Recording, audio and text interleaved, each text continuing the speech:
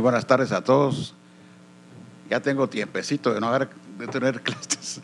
Yo fui profesor de la Universidad de Landívar y de la última vez que fui ahí vicedecano, y desde entonces solo pasé a Lesna a trabajar algunos proyectos, y ahí me dediqué más que todo a trabajar en proyectos de desarrollo en mi carrera de arquitecto urbanista. Y dentro de eso vamos a platicar. Me llamaron de la Universidad de Estados Unidos para trabajar un poco sobre la violencia en Guatemala. Me sacaron de una vez del juego y entonces tuve que comenzar a estudiar qué era lo que pasaba en Guatemala y todo lo que se habla actualmente, y les voy a enseñar un poco de las conferencias que presenté allá, que era sobre la violencia en Guatemala, que sigue siendo igual a la que presenté en el 2006. No hemos cambiado, seguimos igual. Y eso me preocupa mucho. Quiere decir que las recomendaciones que se plantean no se llevan a cabo. Entonces seguimos viviendo igual, y no sé si vamos a seguir en un momento dado en peor de lo que estamos viviendo. Es decir, así llamo yo mi próximo artículo el lunes: mejor estudien las causas y no los efectos, porque la gente se vive discutiendo sobre los efectos, como las cárceles, cuando el problema no son las cárceles, son por qué se dan las cárceles. Entonces todo eso lo manejo yo actualmente, y lo voy a manejar ahorita en la conferencia, de que primero estudiemos cuáles son las causas de por qué estamos viviendo como estamos viviendo y cuál es la violencia que se está viviendo. Pero ya me estoy yendo un poquito al final. Voy a empezar un poquito con lo de ustedes, que es todo lo que es. Lo voy a presentar aquí porque voy a seguir después sobre lo que es la ciudad de Guatemala, para que vean un poquito dónde viven y el aspecto de los deportes que ustedes manejan. Es decir, cada día van a tener menos chance de hacer deporte la gente de Guatemala, porque aquí lo que se volvió negocio ya no son los desarrollos de industrias o muchas cosas más, sino la tierra. La tierra es el valor actualmente por el cual la gente lucha, pelea y muere y mata. Y por consiguiente se ha perdido, aún en la parte de la agricultura, ya también es el mismo problema. Tierra, para comprar tierra, pero para otras cosas. Entonces se ha vuelto la arquitectura y el urbanismo se volvieron como el negocio del siglo. Estoy metido dentro de esa vorágine en la que prácticamente lo que está buscando la gente es comprar tierra, pero ¿para qué? Para hacer negocios. Así le decía yo a unos: miren, mucha, ahora el valor de la tierra por metro cuadrado se va para arriba. O sea que el metro cuadrado ya no se vende horizontalmente, sino se vende verticalmente. Y eso lo que está llevando es a una ampliación de la densificación en ciudades que no estaban hechas para esa cantidad de densificación que tenemos, y esos son los problemas de tránsito, además de otras cosas que vamos a ver, que es la concentración de actividades que se están dando en una alta densificación. Entonces voy a empezar con la parte de ustedes, que es puramente por ahorita lo que es deporte, que aquí ya no se puede hacer. Hablaba con el general que yo me acuerde, el último centro deportivo fue la Ciudad Olímpica, que es el tiempo de Arévalo. Desde entonces ya no he vuelto a ver algo de esa calidad aquí, que abarcaba gimnasios, piscinas. O sea, era un proyecto muy, muy bien realizado en esa época, pero ya no se ha vuelto a hacer. Entonces se sigue usando eso. Por consiguiente, tienen mucho trabajo por delante. Aquí vamos a trabajar un poquito sobre el diseño de paisaje y los deportes para arquitectos. Voy a hablar algo de arquitectura. Aquí estoy hablando algo de la historia de esto, que manejo algo de lo que históricamente el trabajo de arquitectura del paisaje contiene una variedad de contextos y escalas, y el marco de referencia que incluye muchas escalas en base al tipo de planificación y diseño del proyecto, ya esa institución o un master plan de diseño urbano, que no existe ya también aquí. La planificación urbana, estaba viendo ahorita la noticia de que se volaron una serie de árboles para un letrero, un rótulo. O sea que era más importante el rótulo que los árboles. Hemos llegado a ese nivel. O sea que el dueño del rótulo mandó botar los árboles.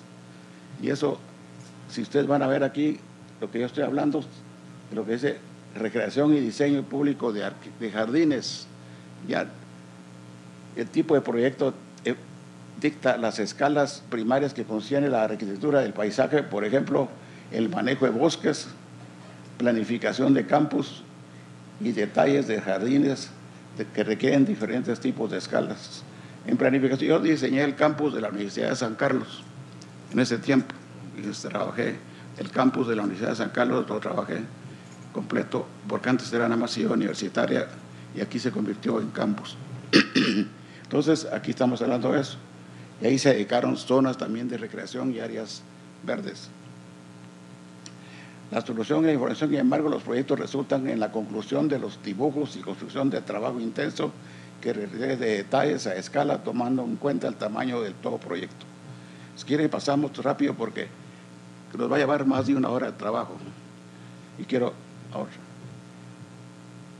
Voy a pasarme aquí a lo que es axioma 1. Los arquitectos del paisaje deben tomar en conocimiento general la economía y a la cultura y el proceso económico operando a todas las escalas en general, sin olvidar el proyecto. Detalles que requieren espacios específicos y dimensiones escogidas que en su debido turnos con datos precisos, precisamente en la planificación del paisaje en grandes áreas que requiere de una planificación regional. Ahorita están hablando en el Consejo, en el Congreso me acaban de llamar a decirme que quieren hacer un plan de ordenamiento territorial de Guatemala. Y les dije yo, plan de ordenamiento territorial de Guatemala, si no han terminado ni siquiera con la planificación regional. Si primero, pues, antes es la planificación regional y después es el ordenamiento territorial, que es un asunto más que todo urbano. Pero la planificación regional esa sí ya llega a zonas nacionales. Pero los diputados, ya vi el acuerdo que quieren aprobar y ese no sirve, no va a funcionar, porque se empieza por acá, por la planificación regional. De ahí ya pasan ustedes a la arquitectura deportiva y tienen, según el diccionario, son deportes, que es la arquitectura deportiva, que es el arte de proyectar y construir lugares destinados a actividades deportivas en consonancia con las culturas y estilos de diferentes épocas. Y aquí tenemos las diferentes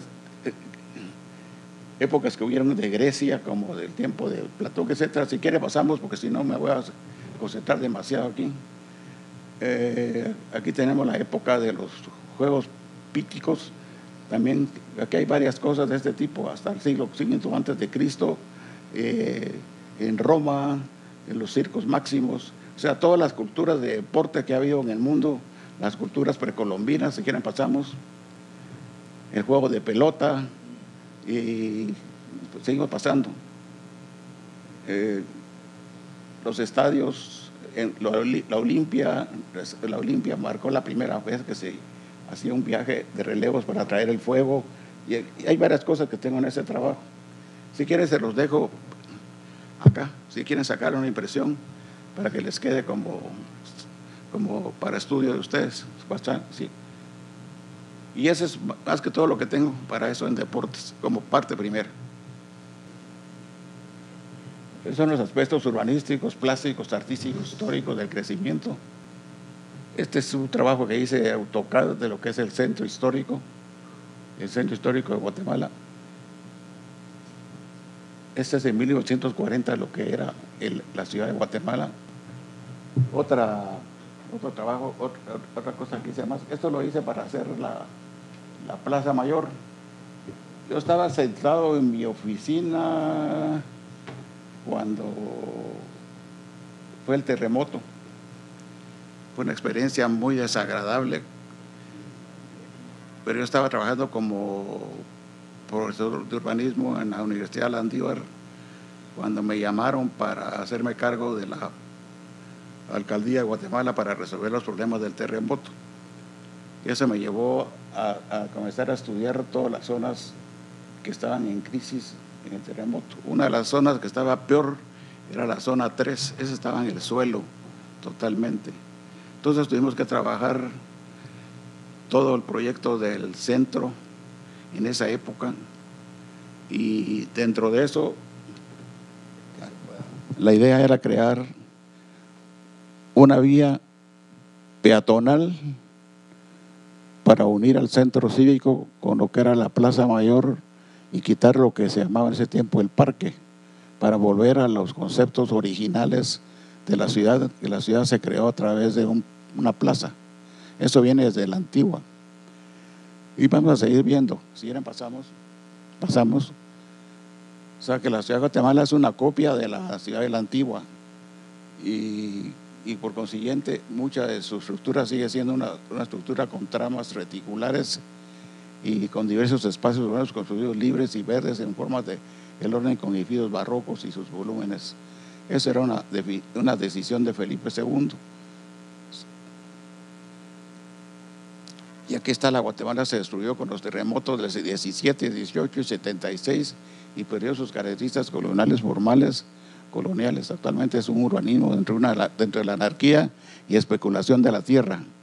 Precisamente a raíz de los terremotos del 76 terminó de perder su expresión funcional, empezando por el concepto de la vivienda, en la que sus patios históricos se convirtieron en estacionamientos u otras cosas, con lo cual la ciudad ha ido perdiendo poco a poco lo que quedaba de su carácter histórico, como llaman al centro, un sitio en franco deterioro por falta de un plan rescate inicial por parte de la municipalidad, que ahora están de parranda. Todos, es una gran propaganda, todos van a celebrar el centro histórico, un centro histórico que no lo han llevado a cabo como debe ser. La fusión de dos culturas.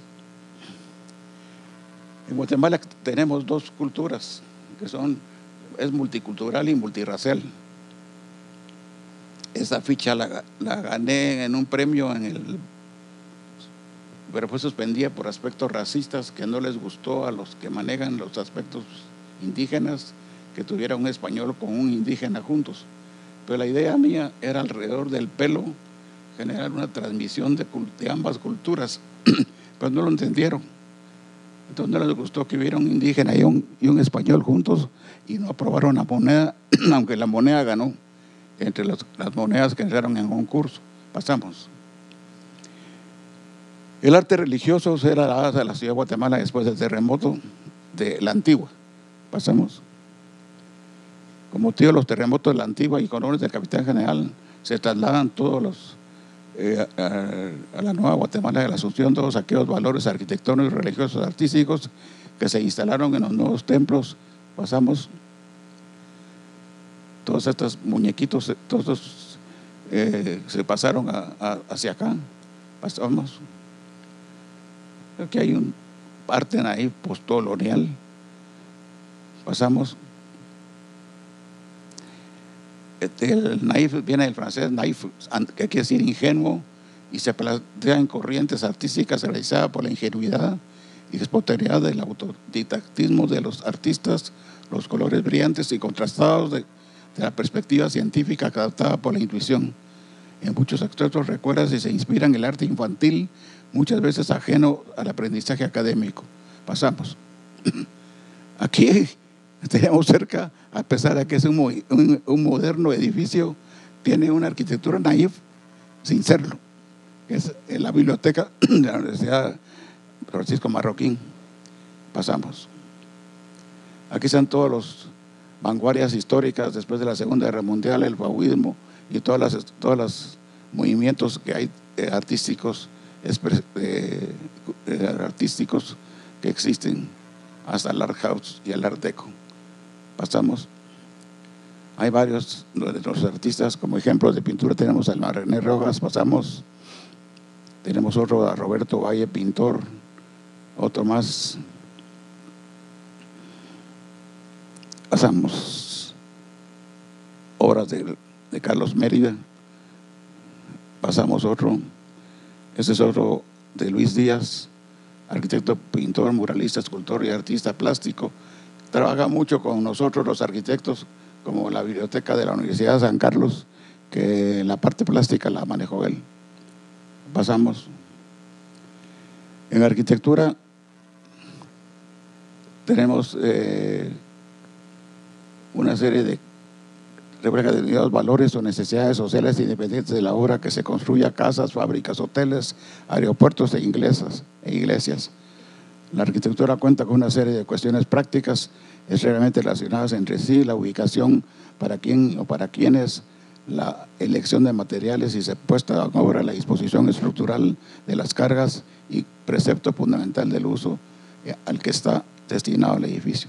Se los pongo porque ustedes que manejan aspectos de deportes tienen que saber que existen, porque dentro de eso van a estar metidos las áreas deportivas. O sea, la facultad se forma a través de la llegada a Guatemala de los arquitectos Roberto Isinera, Carlos Echeverría, Carlos Hoyler Uribio y Jorge Montes. Más o menos en la década del 40, un grupo de técnicos y profesionales graduados en el extranjero constituyen una asociación de tipo gremial llamado Centro de Arquitectos. Sigamos adelante. Este es un movimiento puramente de urbanismo maya. Muy interesante esta obra. Pasamos. Esta es colonial, una arquitectura colonial. Pasamos. Y una arquitectura contemporánea. Tenemos el Palacio Nacional, una arquitectura ecléctica que quiso ser renacentista. Es una mezcla de muchos estilos de esa época. Pasamos. Las oficinas del Palacio fueron manejadas por el diseño del ingeniero Rafael Pérez de León, y la construcción de Enrique Riera, Luis Rodas, etcétera, y Arturo Biffer, etcétera. Y los detalles son del artista Carlos Regal, padre de un compañero mío que ya murió recientemente y colega que trabajamos juntos en una oficina. Pasamos. Esas son influencias de México, muralismo dentro de la. Pasamos. Un muralismo mexicano dentro del Palacio. Sigue. Estas son unas obras casi plásticas contemporáneas de Efraín Recinos, con su estilo tan peculiar de él, que tenía una mano muy libre. Pasamos. Espacio, Forma y Arte. Centro Histórico concentra, que es lo que queríamos, unir el centro histórico con el centro de la Plaza Mayor. Esto está mal diseñado como está actualmente, porque el diseño original era una zona peatonal, todo esto, que no se ha llevado a cabo. Pasamos.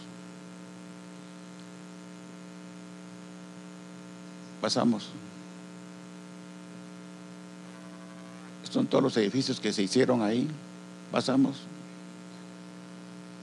Por los arquitectos Carlos Hoyler, Raúl Minondo, Roberto Isinera, que fueron contratados para realizar las edificaciones.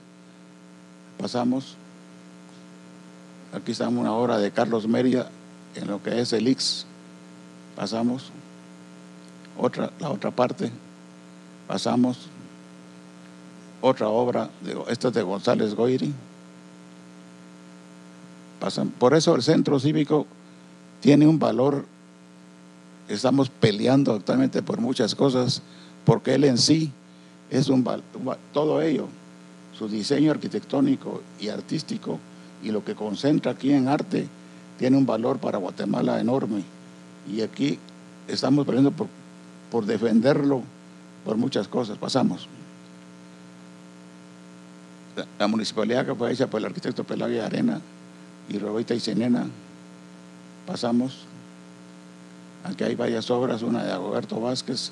Ellos fueron profesores míos allá en la Universidad de San Carlos cuando estudiaba arquitectura. Pasamos. Esta es otra obra interesantísima de Dagoberto Vázquez. Pasamos.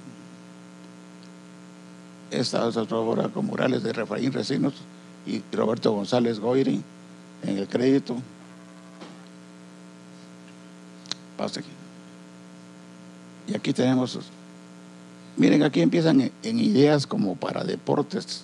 Este teatro al aire libre se presta a muchas cosas en el fuerte de San José. Pasamos. Aquí están las obras de Efraín el Teatro Nacional con su mentalidad, igual que la marimba que vimos antes, solo que convertía en un teatro. O sea, si era él de ese estilo. O sea, en general era un plástico muy, muy liberal en sus conceptos. Este edificio en general originalmente estaba diseñado por el arquitecto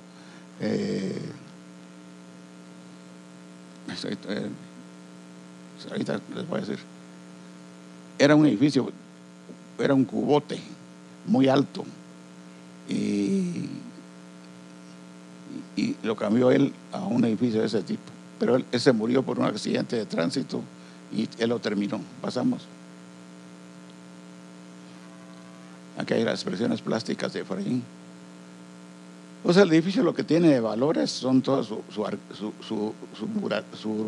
muralismo, dijéramos, o sus detalles murales arquitectónicos que maneja él, más que un aspecto arquitectónico. Pasamos. Este edificio nuestro con el arquitecto Rigalt, que es el edificio del patio, manejando conceptos parecidos. Pasamos. Sigamos adelante. Educación. Este es el campus que diseñé, que es la Universidad de San Carlos, junto con el arquitecto Roberto Iñena. Desgraciadamente todos se murieron, solo yo quedo vivo. Me asusta.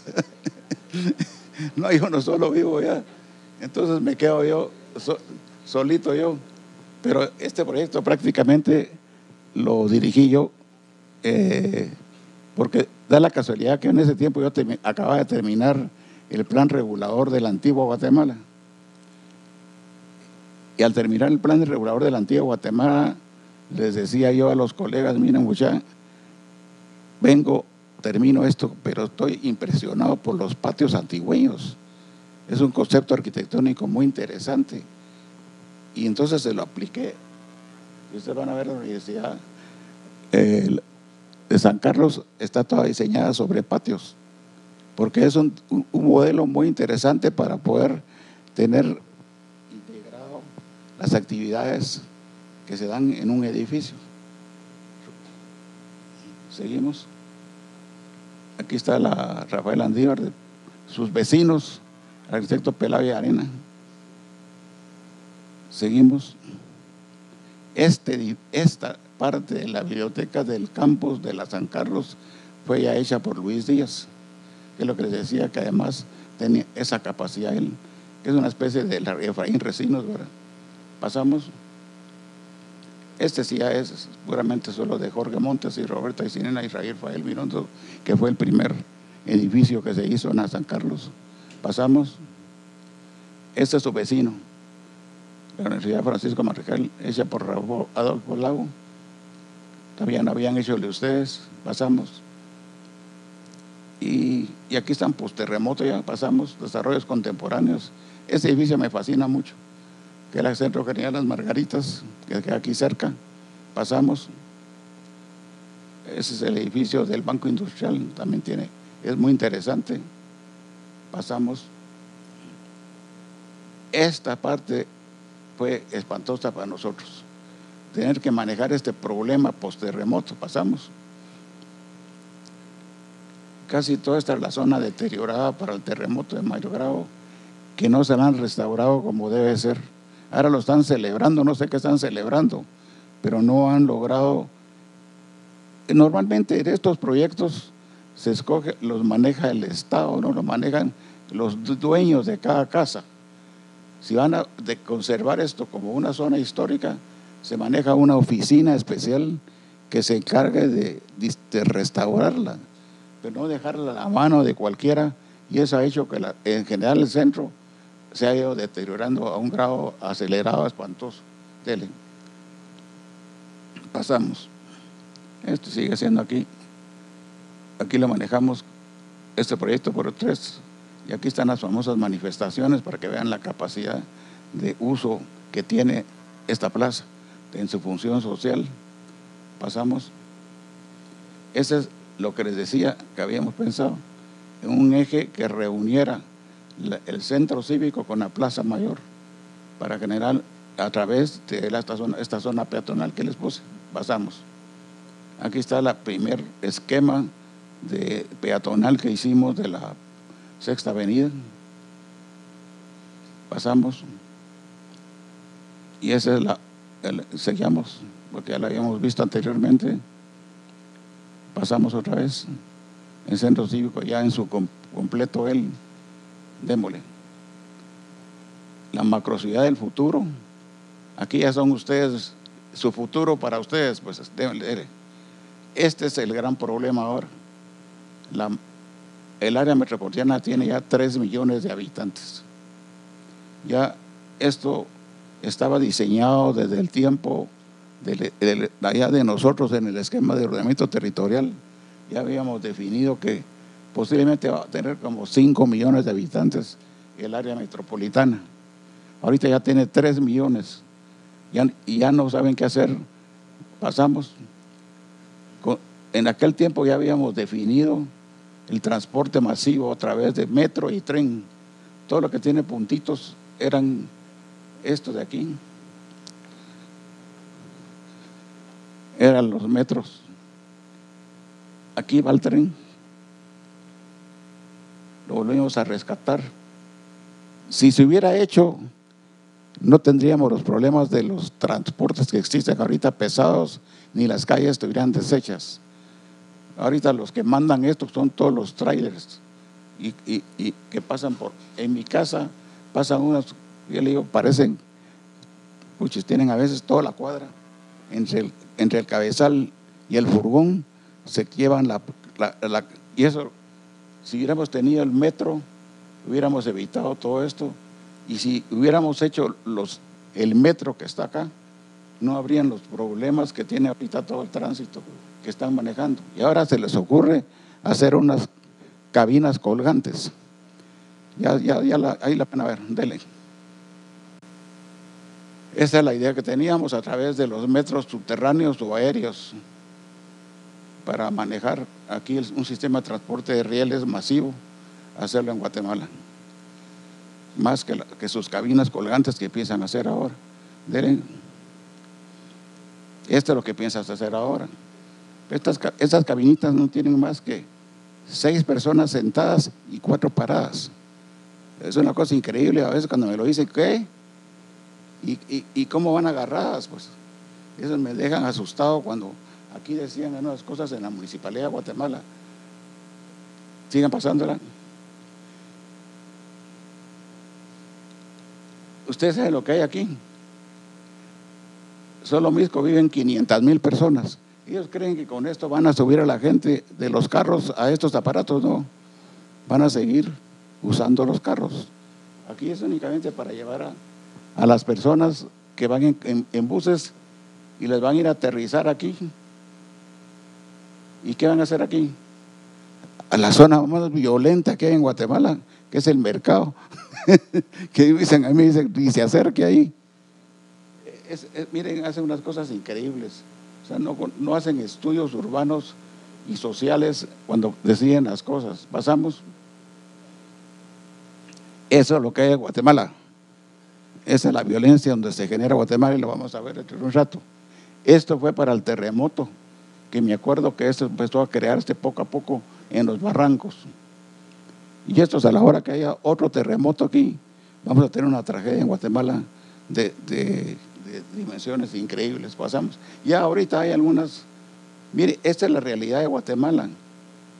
Así se mueve el tránsito. ¿Cómo creen ustedes que van a generar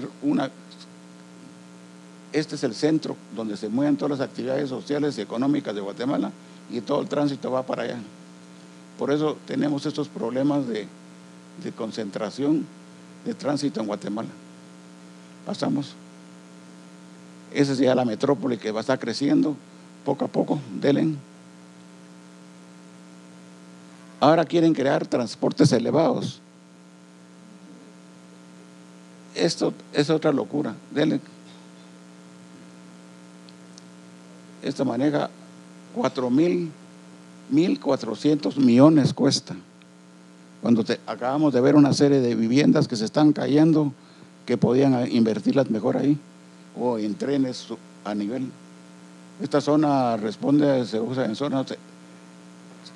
¿Qué harán cuando tengan que bajar la gente de las canastas? Las van a bajar en el centro cívico, necesitan espacios enormes, necesitan un sistema de vehículos que lleguen a recoger a la gente, porque el sistema nuestro es un sistema casi estrellado de circulación. O sea, eso no lo tienen estudiado, pasamos. Este es el problema, este es el área metropolitana. Se dan cuenta que esto lo quieren manejar con unos pinches carritos colgando. Imposible. Pasamos. Aquí hay varios ejemplos de cómo funcionan los metrocables. En América Latina cuentan con un total de 8 estaciones. Todas ellas están adaptadas para facilitar el ingreso a personas de movilidad reducida. Fue inaugurada el 7 de agosto del 2004 en Colombia, en Medellín. Démosle.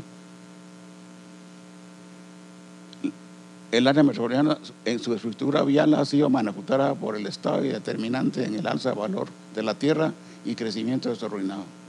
El conjunto de las poblaciones cercanas a una gran ciudad provoca, sin embargo, una serie de problemas de interacción de transporte, contaminación, vías de comunicación, eliminación de residuos, abastecimiento de agua, etcétera, que exige una respuesta coordinada de todos aquellos poderes con capacidad de decisión en el ámbito territorial al que se extiende la gran área urbana. Para que vean lo que cuando uno habla de área metropolitana, el problema es mucho más complejo que estar haciendo cositas así pequeñas. Es un problema de una magnitud muy grande. Dele. Esta es la realidad de Guatemala. Estas vías vienen desde el tiempo de la colonia. Son 2 grandes bulevares que son los que cruzan de este a este y de norte a sur. Y sobre estos donde quieren apoyarse en una de ellas para hacer sus famosas canastas colgantes. Pasamos. Pero aquí hay un problema. En Misco, para el terremoto, se formó estas fallas que todavía funcionan. Si ustedes leen en el periódico cuántos casos de gente, ahorita hay unos señores que hacen con sus casas o que se les están cayendo. A una señora que me llamó y me dijo: mira, arquitecto, mi casa se está rajando, ¿qué hago? Pues mire, señora, disculpe, si quiere que se lo vea, con mucho gusto voy, pero tengo que ir a un estructural y analizar el problema. Ya no me llamó, pero se le está rajando la casa ahí en San Cristóbal. Quiere decir que todo eso es una zona inestable. Y aquí es donde quieren hacer las famosas canastas colgantes. Pasamos. Miren, este lo habíamos visto, ¿eh? Es el movimiento. Aquí hay que hacer un anillo periférico para que agarre, miren todo lo que son las ciudades esas que están creciendo de la era metropolitana, que va a tener alrededor de 5 o 6 millones de habitantes. Pasamos. Pasamos.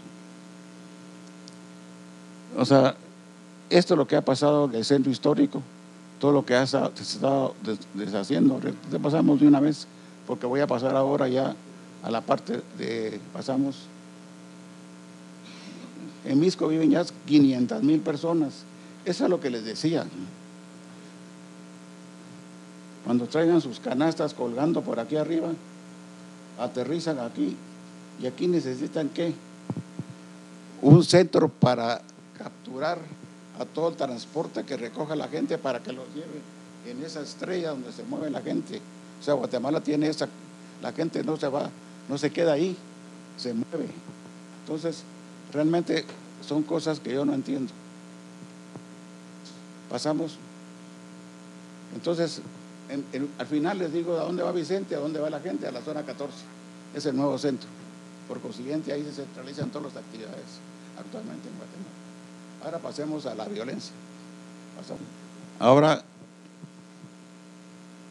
para que no les tomen el pelo donde viven, les voy a enseñar qué es lo que pasa.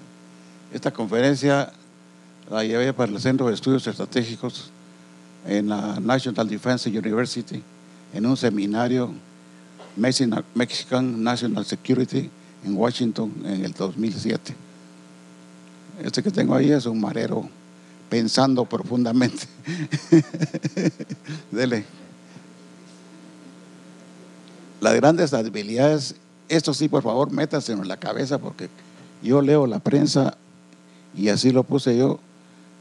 Mejor estudien las causas y no los efectos. Hasta el presidente habla sobre los efectos, nunca habla sobre las causas. Y mientras no tenga control sobre las causas, nunca va a resolver los efectos. Entonces, por consiguiente, estas son las causas de las amenazas que empiezan en la frontera entre Guatemala y México. Lo económico y lo social, los conflictos armados, los desmovilizados y desplazados, eso viene desde el tiempo de la guerra. La debilidad de la seguridad democrática, los inmigrantes, las migraciones, la burbuja económica, el narcotráfico, en fin, pásemelo, porque son los puntos aparte que vamos a ver, para que lo veamos ya en detalle. Sí, aquí están los total. Miren lo que en el 1996 la cantidad de muertos que habían, pues solo por armas de fuego en el país, habían hasta 15.730 en el 2006. O sea, no nos quejemos ahora. Dele. Son todas las debilidades del Estado de Guatemala, pasemos. Lamentablemente sí es un trabajo bien pesado el que tengo aquí. La seguridad pública, la lucha del crimen organizado, las drogas, las armas, contrabando, terrorismo, guerrillas, insurgencia, inmigración ilegal, desastres naturales y no naturales, situaciones políticas extremas, violaciones fronterizas extremas, fuerzas del orden con apoyo de fuerzas militares. No hay apoyo de las fuerzas militares. Miren, aquí quitaron al ejército. Es una cosa increíble. Y dejaron a los policías, ahora los están matando a los policías. Es decir, porque no tienen formación para lo que ellos eran. Ellos eran para matar, no para estas estructuras criminales. Entonces, prácticamente han dejado a los pobres policías a la deriva, y el ejército, que es una entidad que está formada para cosas más pesadas, los mandaron a cuidar las siembras de amapola en San Marcos. Y aquí nos estamos matando. Pues es increíble las decisiones que se toman. Démosle. Hay una más, la ciudad de Guatemala es una amenaza a la seguridad nacional de Guatemala. En general, nosotros, la ciudad de Guatemala, es una de las ciudades más violentas de Guatemala y es una amenaza a la seguridad nacional del país. Las amenazas en la frontera con México es la debilidad de la seguridad en el país y parte con la ciudad de Guatemala. Esa es la relación actualmente de la inseguridad que vivimos, las dos, la frontera y nosotros. Dele mejor. Aquí tenemos cuando al ejército le estaban dando un cuerpo especial de seguridad ciudadana. Pasamos. La protección del sistema. Los problemas que estamos viendo aquí existían ya antes, no los han cambiado. La violencia en la capital va a ser evidente en los asaltos a autobuses, personas, extorsiones y asesinatos. ¿Cuándo estoy diciendo eso? 2006 y sigue. O sea, no lo han cambiado. Entonces solo se preocupa el señor presidente de qué es lo que va a hacer, pero no de cuándo vienen las cosas. Pasen. Aquí tengo algunas frases del vicepresidente Eduardo Stein. El tema trazado de todo esto es la inteligencia civil. No hay, ya que en cierta forma esta administración ha navegado casi a ciegas. Las anteriores administraciones dependen de la inteligencia militar, mientras nosotros quisimos prescindir de ella, por lo que reconozco que en el tema de inteligencia la administración así coja y crea un organismo internacional con la ONU, que es la CICIG. Pasemos. Las debilidades amenazas. Aquí tenemos el problema de las personas de los barrios populares se van a ver en la necesidad de andar a sus trabajos debido a la huelga de los choferes, como lo estamos viendo actualmente. Ahí tengo a mi pobre cocinera que llega a mi casa, que tiene que ir a pie. Ella vive ahí por Villanueva. Vieran, cuando uno habla con las personas que viven en esos lugares, se da cuenta lo que sufren.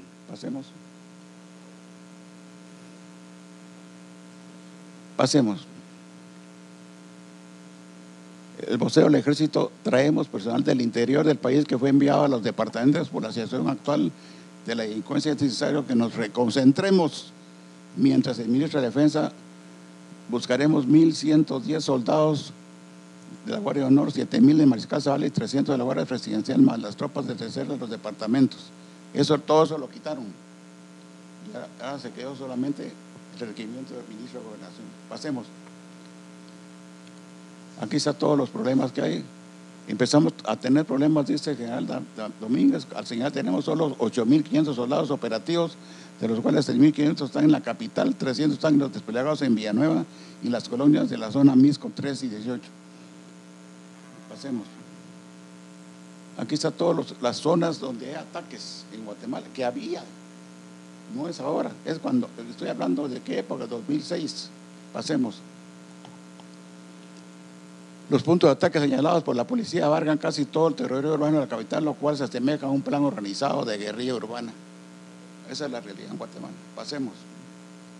Aquí están las zonas de fuera de la ley de la ciudad y los suburbios. Como pueden ver, estamos rodeados de zonas de alto riesgo. Pasemos. La represión de la policía y las maras reaccionan y los atacan. Un bus dejado muerto, o sea, también ya atacaban los buses en esa época con fusiles de asalto AK-47 que llevaban el patojo de 13 años en el hospital, ahorita Roosevelt, una AK-47. ¿Se dan cuenta de lo que son esas armas? O sea, cómo van armados ellos. Y la policía con sus pistolas, no me fíen. Bueno, démosle.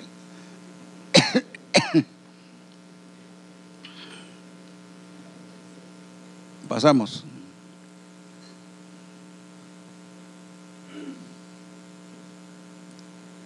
Aquí tengo varias cosas de los históricos, pasemos. Aquí los estados mexicanos que tienen estrecha relación con nosotros, como son Chiapas, Tabaco, Quintana Roo.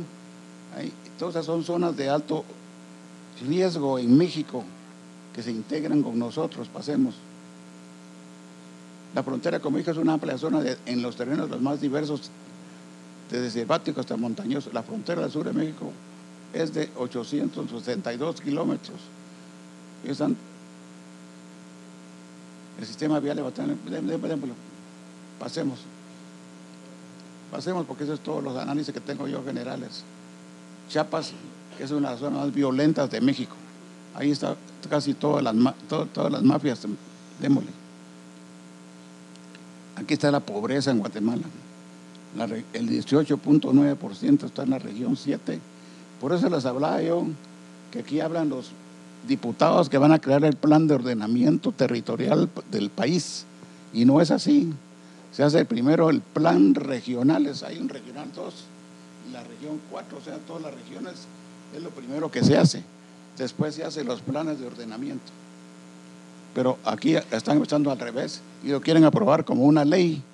O sea, como por consiguiente es una ley que tampoco va a servir. Démosle.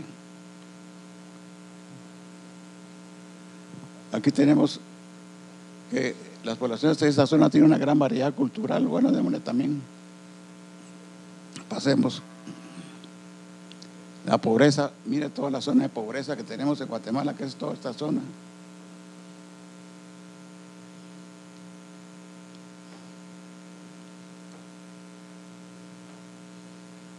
Aquí tenemos los conflictos armados antecedentes que hemos tenido en Guatemala. Pasemos desde. Aquí están todas las guerrillas que atacaban en la ciudad de Guatemala, hacia acá, que es la misma que se va a formar ahí, todas las maras después, todas las zonas de violencia. Despliegue militar en el 96, bajas militares, muertos, etcétera. O sea, pasemos. Yo tengo muchos datos de ese tipo.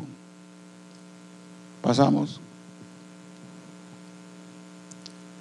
A terminar el conflicto guatemalteco, se desarrolló en México, en la frontera con Guatemala, otro conflicto, el movimiento insurgente llamado los zapatistas. O sea que México nos va a démosle también otro conflicto. Pasemos. Ataque de fallidos zapatistas. Pasemos. Los desmovilizados, desplazados, refugiados y retornados fueron producto de este conflicto insurgente en altiplano al territorio mexicano, que produjo fuertes emigraciones hacia México y Estados Unidos. Aquí lo que pasó fue lo siguiente: En mi columna el lunes lo van a leer.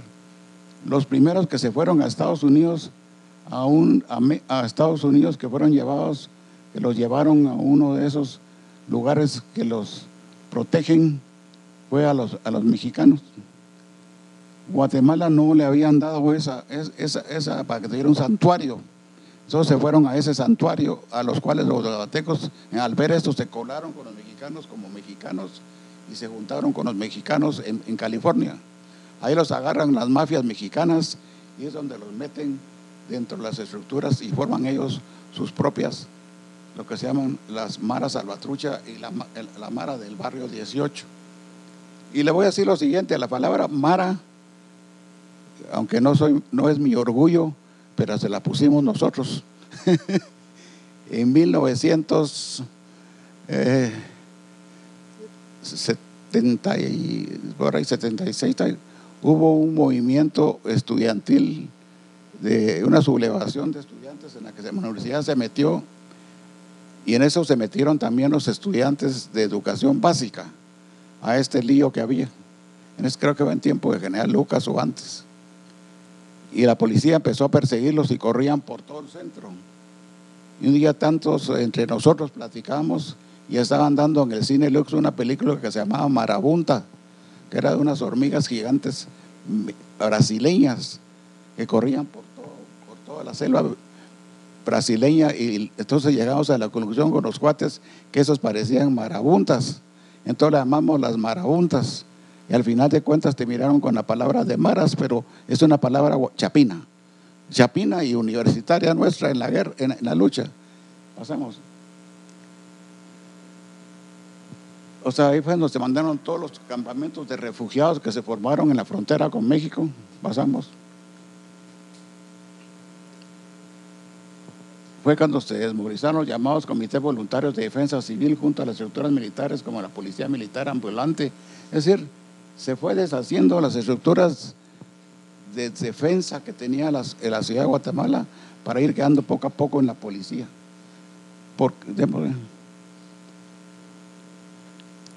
Y se va quedando un vacío de seguridad en Guatemala. Los retornados de 1930 estarían bajo los siguientes convenios establecidos por la ONU, que podían organizarse libremente y que no debería de haber presencia militar cerca de los campamentos y por consiguiente policíaco.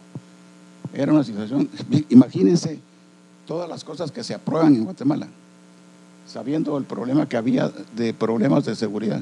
Y ahí fue cuando se dejó libre a casi todo el narcotráfico para que se metiera. Démosle. Las migraciones internas por su conflicto, démosle. El número de inmigrantes, cómo fue subiendo hacia afuera, que son yo no le llamo los emigrantes, le llamo los exilados, porque toda esa gente son gente del sector popular que es amenazada, a la que no entra entre las maras o entre los grupos de las pandillas, y se miran las familias por irse a Estados Unidos, y allá donde van a comenzar a crear sus propias vidas. Démosle. Es muy grande el estudio, démosle.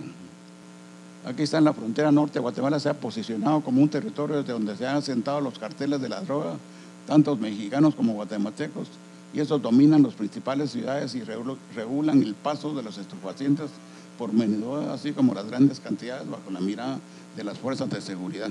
Dale.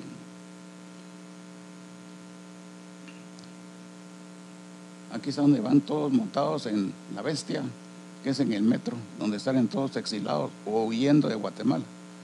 Se les acecha el peligro de ser asaltados por las maras que los usan, les roban sus pertenencias y los dólares que llevan consigo. Y agentes de inmigración que los capturan y los golpean o los extorsionan son expulsados a Guatemala. Dale. Que son los que vuelven a regresar. O sea, la vida del emigrante no ha sido una vida muy bonita.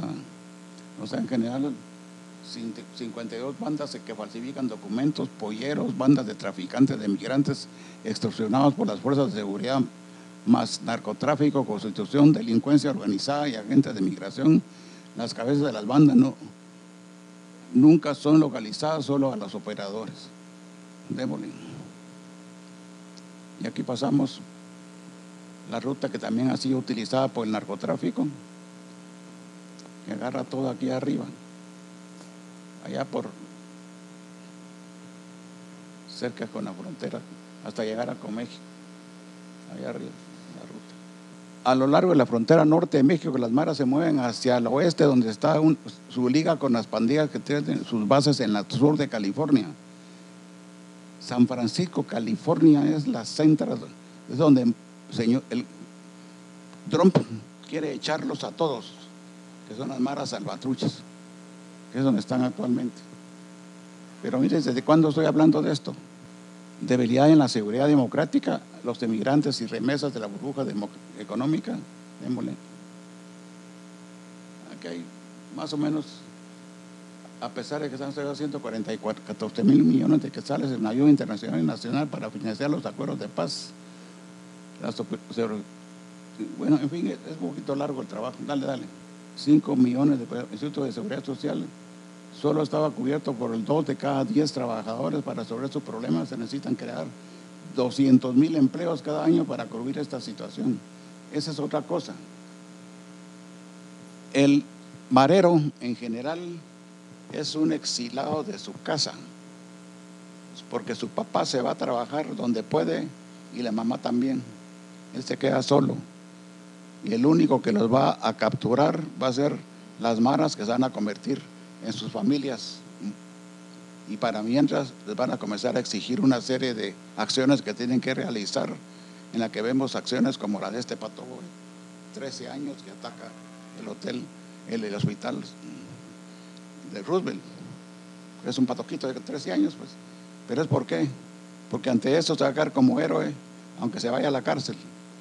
Pero va a ser una persona que va a tener un gran valor dentro de su propia familia, que es la pandilla. Dale. O sea, el trabajo es mucho más. Dale. Solamente se los traigo para que más o menos se lleguen una idea. Los grandes problemas de Guatemala, las ligas, esas en rojo son las franjas del narco donde se meten. Por eso me da la risa a mí cuando me hablan de la carretera que quieren hacer aquí. Ustedes lo que quieren es unir las franjas de las maras. ¿Quién está dirigiendo eso? No sé. Pero es la franja más peligrosa de la ciudad de Guatemala. Ahí quieren hacer una franja de unión para hacer 2 puertos. Dale. Ahí están todas las franjas, las zonas donde se mueven las maras. Dale. Todas las relaciones que hay en la cuenca del Caribe. Pásale. Dale. Esto a veces se los doy para que tengan una idea de cuál es la realidad de seguridad, de inseguridad que vive Guatemala. Vivimos en una guerra, que no se dan cuenta que estamos viviendo en una guerra. Dale. Ni en tiempo de la guerrilla, ni esa estructura me acuerdo que había. Hasta ahorita estoy viendo, en tiempo de las maras, cuando estoy viendo esas estructuras. Dale. Las pandillas juveniles llamadas maras. Dale. Ahí está. La M13 y la E18 son los nuevos actores del terrorismo urbano, las cuales han pasado del comportamiento alborotador o delincuencial a una agresividad criminal. Y eso lo acabamos de ver hace poquito. O sea, eso que estoy hablando no es de hoy, es de hace 10 años y sigue lo mismo. Dale.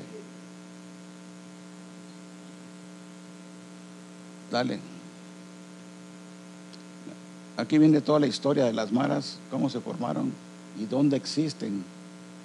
Un territorio para cada mara, o sea, tienen sus territorios. La 1, la 32, o la Trío, los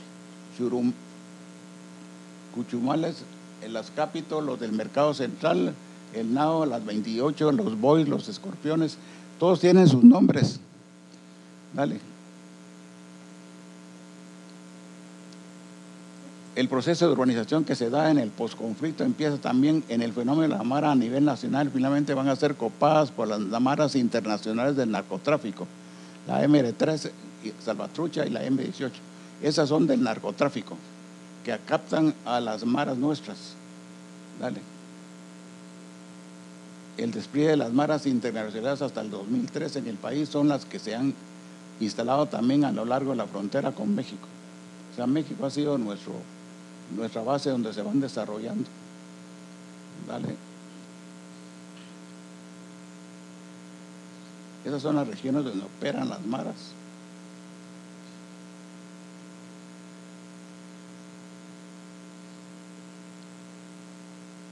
Tasa mayor, ¿dónde? En el área metropolitana, mayor del 30%, para que vean que vivimos en el área más peligrosa de Guatemala. Aquí están todas las franjas y líneas de donde se mueven todas esas maras. Es un trabajo muy interesante, les digo. Me llevó mucho trabajo analizar todo esto para poder definir cómo se mueve todo esto hacia Estados Unidos. Ahí están todas las zonas de la frontera, dale. Dentro de México, las maras están concentradas a lo largo de la ruta Pacífico que va de Tapachula a la frontera de Arizona en Estados Unidos.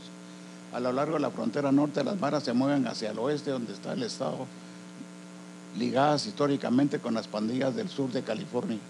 Según informes, hay solo de la mara salvatrucha en la frontera sobre el río Suchiate 50 clicas que controlan a los indocumentados y que se suman al impacto del narcotráfico. Chiapas, medio independiente. Es la que Trump quiere echar ahorita. Ya los habían echado antes, ahora nos van a volver a echar. O sea que el futuro tampoco va a ser muy bonito. Nos van a volver a regresar a todas las maras salvatruchas, etcétera, a Guatemala. O sea que van a aumentar la crisis de la violencia acá. O sea, saben, están todos los vínculos con los carteles colombianos y mexicanos que han permitido que las pandillas de América Central actualizar sus arsenales de armas y formar organizaciones criminales más profesionalizadas, fortalecer sus lazos con la delincuencia reorganizada de las ciudades de Estados Unidos y ampliar contactos con las organizaciones delictivas rusas en los últimos años con base en la participación de las áreas del narcotráfico, las ventas ilegales de armas y el lavado de dinero. Esa es la realidad. Según el Instituto Nacional de Estadística, las maras recolectan solo por concepto de extorsiones 2.600 millones. Estoy hablando del 2005. Lo anterior se ha organizado una nueva organización social y física urbana a través de la formación de zonas segregadas, zonas fraccionadas y zonas sin ley, y una tendencia de vivir en edificios de apartamentos equipados con una seguridad fortificada. Y otro lado, una suborganización en busca de seguridad. Esto rompe las cánones tradicionales de los procesos de urbanización. Yo hice un dibujo que se llama la ciudad enjaulada, en la que toda la gente está así, porque prácticamente enjaulamos a toda la ciudad. O sea, todos los centros, lo que eran antes, barrios, que ahí estamos a entrar a la parte deportiva. ¿Dónde van a ser los deportes? Si ustedes van a encontrar cercado todos los barrios. Si van a entrar ahorita aquí, creo que fue casi como entrar era más difícil entrar aquí que cuando usted entraba a la Guardia de Honor, ¿verdad? O sea, ustedes, mi casa tuve también que cubrirla toda con seguridad porque se me entraron 3 veces, una con pistola en la nuca a mi mujer. Desde entonces dije, se acabó. Esto ahorita voy a contratar una seguridad y tengo toda la casa con seguridad, porque se la están jugando y salen solo a ciertas horas. Estamos constreñidos dentro de nuestras casas o entre nuestros barrios. Es decir, que la parte de urbanística y de recreación se está viniendo abajo a través de todo esto. O sea, que hablar de recreación y de juegos en una situación como la que está actualmente, si no resolvemos todos estos problemas, todos los problemas de recreación o de juegos, van a ser también una utopía. Démosle.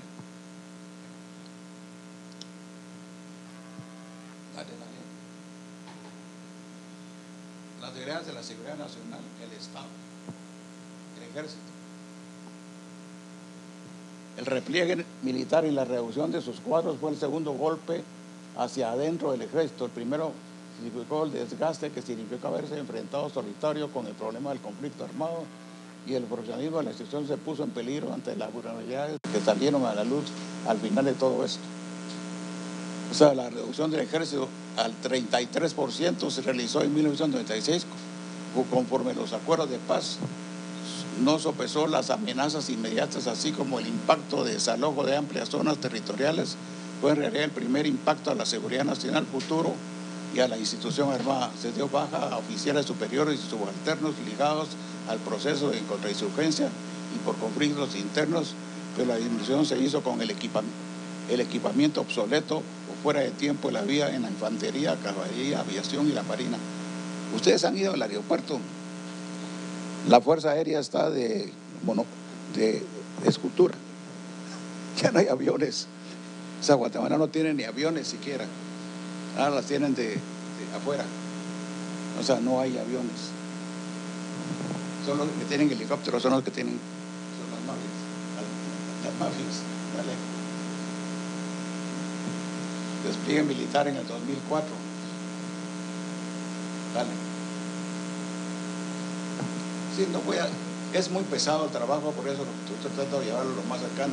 Es muy detallado, tienen buenas cosas, pero en general capta todo lo que estamos viviendo actualmente. Dale. Sí, tiene un trabajo muy profundo en análisis de estudio. Dale. Ante la crisis de la seguridad pública en las fronteras, el presidente de la República tuvo que movilizar a las reservas militares ante la escasez de fuerzas para cubrir la seguridad territorial.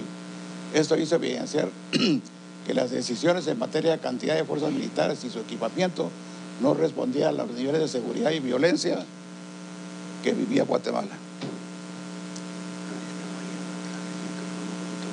Ya, ok. Ante el hecho, llama a filas a 3,000 hombres de la reserva y establece la conformación de 6 escuadrones de 500 hombres con 50 soldados de apoyo. Se instalan 60 oficiales que habían sido dados de baja para al final que serían 12,500 hombres los operativos, los que cuenta el ejército. Estas fuerzas se desplazan a la siguiente manera: un escuadrón a la capital, 2 a la frontera de El Salvador, Jutiapa y Zacapa, a otros 2 a la frontera de México, Huehuetenango, Petén, y una a Suchitepeques como resguardo de las costas de esta zona.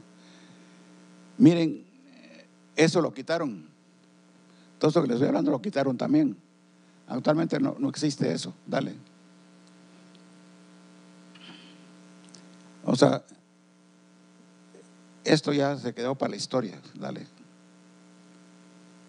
Le estoy sacando puramente 3,000 reservistas en febrero de 2006 son llamados a fila, más 60 oficiales subalternos para patrullar las zonas sin ley de la ciudad. Dale. Pero tampoco. El ejército solo cuenta con 7 aviones y 4 helicópteros. Hemos trabajado más en el Petén. Los 4 helicópteros tampoco sirven ya ahorita. Eso es en aquella época. Dale.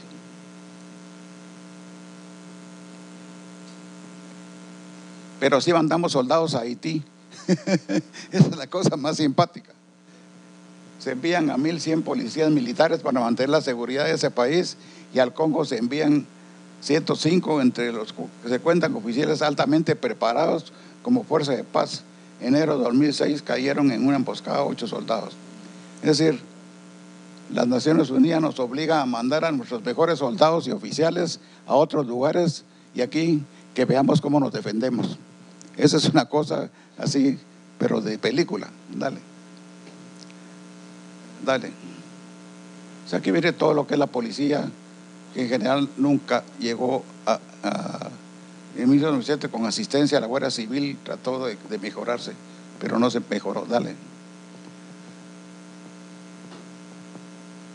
Aquí tengo todos los datos de la cantidad de policías, de los que ahorita hay como 30 y tantos mil, pero los están matando a todos. Dale. Dale.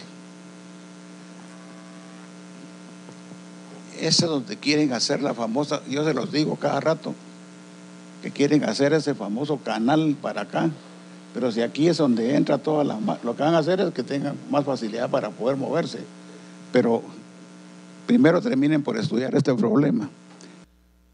Ya terminamos ahí terminamos, porque es muy largo, es bastante grande, pero únicamente lo tengo para que ustedes den una idea.